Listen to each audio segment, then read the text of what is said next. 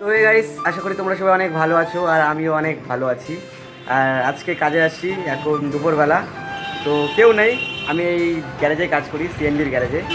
তো দেখো আমি কোথায় কাজ করি, এই যে ডিটল ডিটল স্ট্যান্ড, আর আমি কাজ করি এখানে।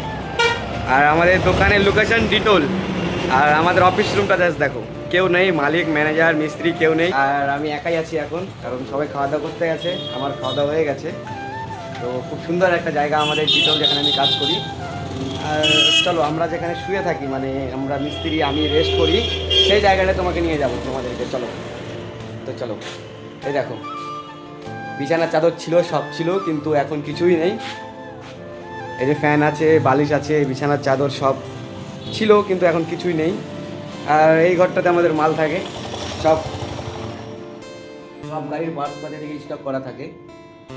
আর যাতে হবে এই ঘরটাতে একটা কাচের ঘর, মানে অপারেশন থিয়েটার ওরকমই একটা কাচের রুম।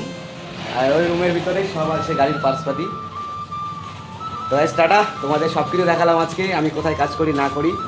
তো সবাই ভালো থাকবা, আর যারা আমার ভিডিওটা নতুন দেখছো তারা একটা সাবস্ক্রাইব করে দিও।